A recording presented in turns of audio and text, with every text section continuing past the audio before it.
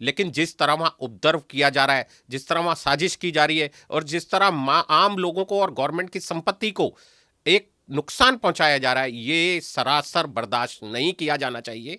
और सरकार इसमें तुरंत प्रभाव से जो भी एक्शन ले रही है, मुझे इस बात का विश्वास भी है कि सरकार जल्द ही वहां पर शांति स्थापित करेगी। लेकिन मैं आम लोगों से यह अपील करना चाहूंगा, आप सभी ऐसे उपद्रवियों की बातों में ना आए। इस तरह के भयंकर और गंदे ट्वीट जो सिर्फ इसीलिए चल रहे हैं ताकि आपके और हमारे बीच में या सांप्रदायिक दंगे भड़काए जा सकें, ऐसी किसी भी साजिश के शिकार ना बने और उत्तराखंड राज्य और इस भारत देश की समृद्धि के लिए आगे बढ़ें और ऐसे लोगों को बेनकाब करें। नमस्कार, मैं हूं आपके साथ अर्जुन खजूरिया और आपका स्वागत है हमारे चैनल पर। हल्द्वानी जो इस समय सुर्खियों में बना हुआ है, क्योंकि हम देख रहे हैं किस तरीके से जब अवैध मदरसे को ढहाने के लिए नगर निगम की टीम जाती है तो किस प्रकार से उपद्रवियों की तरफ से हमला किया जाता है। 300 से ज्यादा पुलिसकर्मी, उसके अलावा कर्मचारी और साथ ही साथ पत्रकार भी, दर्जनों पत्रकार जो है वो घायल हो जाते हैं, उनके कैमरे तोड़ दिए जाते हैं। उसके बाद कर्फ्यू लगाया जाता है और अब जो है यहाँ पर उत्तराखंड सरकार की तरफ से कहा जाता है कि जो भी दंगाई दिखे उसको उसी समय वहाँ पर गोली मार दी जाए, शूट एट साइट का ऑर्डर दिया जाता है। तमाम चीज़ें चल रही हैं। इस बीच जो मदनी है उनकी तरफ से भी अब जो है पत्र लिखा गया है गृहमंत्री अमित शाह को। इन तमाम मुद्दों पर जो है लीगल एंगल से बात करने के लिए हमारे साथ मौजूद हैं सीनियर एडवोकेट संकेत गुप्ता जी। संकेत जी, आपका स्वागत है हमारे चैनल पर। सबसे पहले तो ये जो हिंसा हुई है, ये इस हिंसा को लेकर आपका क्या कहना है? क्योंकि अभी जो वहाँ की डीएम जो कह रही हैं, जो यहाँ पर वहाँ पुलिस प्रशासन की तरफ से कहा जा रहा है, उन्होंने यही कहा है कि इसमें साजिश नजर आ रही है। पहले से जानबूझ कर ये सब तैयारी की जा रही थी, जब ये ढहाने के लिए आएंगे इस अवैध मदरसे को, उसके बाद इस घटना को अंजाम दिया जाएगा। देखिए, जिस तरह ये सारा घटनाक्रम नजर आता है और जिस तरह माननीय उच्च न्यायालय ने एक निर्णय दिया है कि उत्तराखंड राज्य की सीमा में जहां कहीं भी गवर्नमेंट लैंड पर एंक्रोचमेंट है, उसे तुरंत प्रभाव से हटाया जाना चाहिए। उसमें बहुत से लोगों ने उच्च न्यायालय में जाकर उस पिटीशन में वक्त मांगने की अर्जी दी। उच्च न्यायालय ने उनको वक्त प्रदान किया। बहुत सारे लोगों ने वक्त मांगा, बट उच्च न्यायालय ने उनको वक्त नहीं दिया। अब जहां तक ये पर्टिकुलर इंसिडेंट का सवाल है, ये जो दो स्ट्रक्चर बने हुए हैं, ये स्ट्रक्चर कहीं से भी किसी भी तरह रजिस्टर्ड नहीं है। और जब रजिस्टर्ड स्ट्रक्चर नहीं है तो कानून अपना काम करेगा। डीएम, नगर निगम, ये और राज्य सरकार, ये सब बाध्य हैं माननीय उच्च न्यायालय का निर्णय मानने के लिए। उसी निर्णय में एक नॉर्मल कार्रवाई चल रही थी, लेकिन क्योंकि एक तबका, जो एक विशेष तबका पूरी तरीके से उत्तराखंड सरकार के खिलाफ उसके द्वारा चलाए जा रहे इतने बेहतरीन काम, जैसे अभी अभी यूसीसी भी आया है और बहुत से ऐसे निर्णय आए हैं जिससे देवभूमि उत्तराखंड का मान सम्मान देश में नहीं विश्व पटल पर ऊंचा हुआ है। माननीय मोदी जी की सरकार में जिस तरह केदार धाम और अभी आपने देखा जिस तरह वहां पर लोगों को निकालने का काम किया गया है, उससे एक तबका है, एक उपद्रवी लोग हैं जो चिढ़े हुए हैं, जो जानबूझकर उस सारी एक आम घटना को सांप्रदायिक रंग देने की कोशिश कर रहे हैं। लेकिन प्रशासन अपना काम कर रहा है।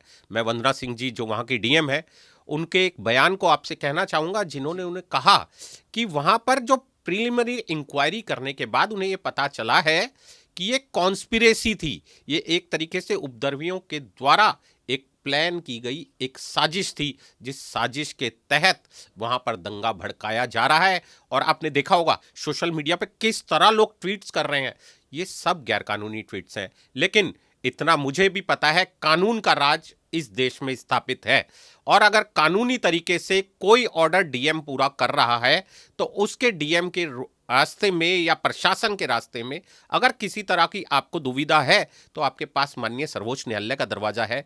लेकिन जिस तरह वहां उपद्रव किया जा रहा है, जिस तरह वहां साजिश की जा रही है और जिस तरह आम लोगों को और गवर्नमेंट की संपत्ति को एक नुकसान पहुंचाया जा रहा है, ये सरासर बर्दाश्त नहीं किया जाना चाहिए। और सरकार इसमें तुरंत प्रभाव से जो भी एक्शन ले रही है, मुझे इस बात का विश्वास भी है कि सरकार जल्द ही वहां पर शांति स्थापित करेगी। लेकिन मैं आम लोगों से यह अपील करना चाहूंगा, आप सभी ऐसे उपद्रवियों की बातों में ना आए। इस तरह के भयंकर और गंदे ट्वीट जो सिर्फ इसीलिए चल रहे हैं ताकि आपके और हमारे बीच में या सांप्रदायिक दंगे भड़काए जा सकें, ऐसी किसी भी साजिश के शिकार ना बने और उत्तराखंड राज्य और इस भारत देश की समृद्धि के लिए आगे बढ़ें और ऐसे लोगों को बेनकाब करें। जैसे आपने जिक्र किया कि यहाँ पर जो ये उत्तराखंड उच्च न्यायालय की तरफ से जो यहाँ पर कहा गया, इसमें भी, इस केस में भी हम देखें तो 1 फरवरी तक का समय दिया गया था कि आप जो है खुद ही यहाँ पर इस पूरे स्ट्रक्चर को जो है हटा लीजिए। लेकिन उसके बाद जो है फिर प्रयास किया गया 4 फरवरी को हटाने का, फिर भी समय दिया गया। अब जाकर के 8 फरवरी को इस स्ट्रक्चर को जो है वो यहाँ पर हटाया जा रहा था, और उसके बाद जो है इस तरीके का वहां पर देखने को मिलता है, और महिलाओं और बच्चों को आगे करके पथराव किया जा रहा है वहाँ। देखिए, सवाल एक स्ट्रक्चर का नहीं है। सवाल ये नहीं है कि उस बिल्डिंग में मदरसा चल रहा था या उस बिल्डिंग में कोई स्कूल चल रहा था। सवाल ये है वो बिल्डिंग किस जगह बना हुआ था, वो बिल्डिंग रजिस्टर्ड था या नहीं था, उस बिल्डिंग में किस तरह के काम चल रहे थे। तो मेन बात जो इसके अंदर निकल कर आई वो ये आई कि बिल्डिंग वालों को नोटिस दिया गया, सरकार ने अपनी कार्रवाई कानून के अंतर्गत की, प्रॉपर फोर्स को बुलाया गया, प्रॉपर वहां पर सभी ऑफिशियल्स की निगरानी में एक ढांचा जो ढाया जाना था उसकी कार्रवाई चल रही थी। लेकिन क्योंकि 1 फरवरी से ये साजिश तय हो रही थी, और वो साजिश इसलिए नहीं हो रही थी कि वो इस बिल्डिंग का हटाया जाना था। बिल्डिंग तो उत्तराखंड में जहां भी, आपको ने याद होगा, इसके लिए जब उच्च न्यायालय में गवर्नमेंट ने अपना जवाब दिया था तो सॉयल इरोजन की घटना भी गवर्नमेंट ने बताई थी कि इस तरीके के कब्जे जो हो रहे हैं ना, उससे मिट्टी के कटाव की घटना भी हो सकती है। जैसे हमने अभी देखा उत्तराखंड में कितना बड़ा एक गांव ढहते ढहते किस तरह वहां पे खाली कराना पड़ा था। तो उत्तराखंड राज्य का ये, सरकार का ये दायित्व है कि सरकार वहां पर इन सब लोगों की बेहतरी के लिए, भविष्य के लिए काम करे। पर जो काम होता है वो कभी भी उपद्रव जो मचाना चाहते हैं, ऐसे शरारती तत्व जो इस देश की शांति और व्यवस्था के ऊपर जगह जगह आतंक मचाना चाहते हैं, उन सब लोगों को बेनकाब करने के लिए उत्तराखंड राज्य की सरकार पूरी तरह सक्षम है और शांति व्यवस्था पुनः स्थापित होगी। अच्छा, इसी बीच अगर बात की जाए तो यहाँ पर जो सोशल मीडिया पर कुछ लोग हैं जो अपने आप को कोई ह्यूमन राइट एक्टिविस्ट कहता है, जो सो कॉल्ड अपने आप को लिबरल्स मानते हैं, जब जम्मू कश्मीर में पथराव की घटना होती थी तो वो उस समय भी जो है वो आर्मी का स्टैंड नहीं लेते थे, वो पत्थरबाजों का स्टैंड लेते थे। लेकिन इस समय वो सभी जो है गायब दिखाई दे रहे हैं। अगर कोई सपोर्ट में आ भी रहा है तो वो उनकी सपोर्ट में आ रहा है। देखो कैसे जो है वो यहाँ पर एक समुदाय को परेशान किया जा रहा है, कैसे जो है उनका मदरसा हटा दिया जा रहा है, लेकिन इस बारे में बात नहीं कर रहा। आगजनी वहां पर हुई, पथराव वहां पर हुआ, सैकड़ों गाड़ियों को जो है आग के हवाले चढ़ा दिया गया, पत्रकारों के जो है यहाँ पर कैमरे तोड़ दिए गए, उन पर वो बात नहीं कर रहे हैं। देखिए, ये एक गिरोह है, मैं इसे गिरोह कहता हूं। ये एक गिरोह है जो अपने आप को वैचारिक गिरोह कहते हैं, लेकिन इनका काम सिर्फ देश की अस्मिता से खेलना है। मुझे बताइए, क्या वो 300-400 जो पुलिस वाले जिन बेचारों को चोट लगी है, क्या वो इस भारत माँ के लाल नहीं है? क्या वो पत्रकार जो दिन रात आपकी सेवा करते हैं, सच्चाई की खबर आपके सामने लाते हैं, उनके कैमरे तोड़े जाना और उनके ऊपर हमला होना सही है? क्यों तोड़े जा रहे हैं? क्योंकि उपद्रवियों का सच सामने आएगा। पुलिस वाले वहां पर शांति व्यवस्था स्थापित करने गए हैं, वो किसी के ऊपर दंगा करने नहीं गए हैं। उनका काम लॉ एंड ऑर्डर की मेंटेनेंस करना है। लेकिन आप देखिए किस तरह उपद्रवी और शरारती तत्व सिर्फ अपने एक छोटे से मतलब के लिए, जो उनके कारण है, जिस कारण वो ये दंगा भड़काना चाहते हैं, वो सभी की समझ में आ रहा है। लेकिन ये बात बिल्कुल क्लियर है, शांति व्यवस्था स्थापित होगी और स्ट्रिक्ट से स्ट्रिक्ट एक्शन ऐसे उपद्रवियों के खिलाफ लिया जाएगा।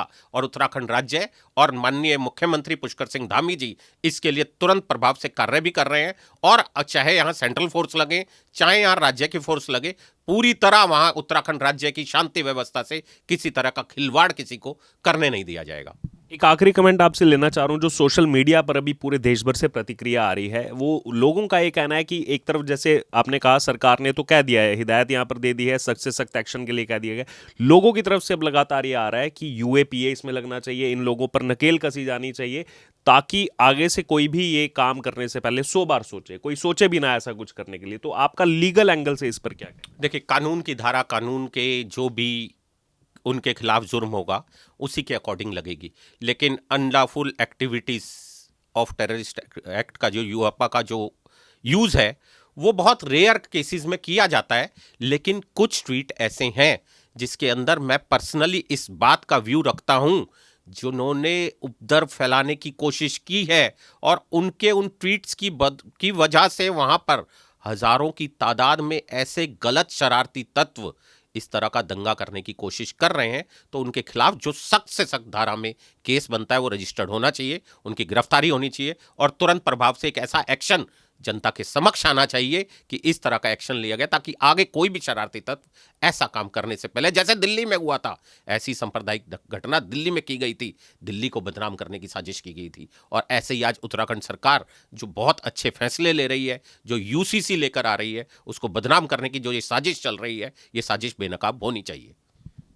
तो ये आपने सुना हमारे साथ सीनियर एडवोकेट संकेत गुप्ता जी को, जिन्होंने तमाम अपनी जो है बातें रखी। ये जो पूरा हल्द्वानी का केस है, कैसे इसमें लीगल एंगल जो है क्या है, उस नाते जो है यहाँ पर तमाम चीज़ें बताई कि कैसे हाईकोर्ट का आदेश था, उसके बाद समय भी दिया गया था वहाँ से जो है वो इलीगल इंक्रोचमेंट हटाने के लिए, उसके बावजूद वो नहीं हटाई गई। और कैसे यहाँ पर जब नगर निगम की टीम आई, जो प्रशासन से यहाँ पर अधिकारी आए, कैसे उनको उल्टा जो है यहाँ पर उपद्रवियों की तरफ से निशाना बनाया गया और अब उन पर सख्त से सख्त एक्शन यहाँ पर होना चाहिए, जो पूरे देश भर से भी लगातार मांग चल रही है। अब आपका क्या कहना है इस पूरी चर्चा से, आप जरूर हमारे साथ कमेंट बॉक्स में शेयर करें।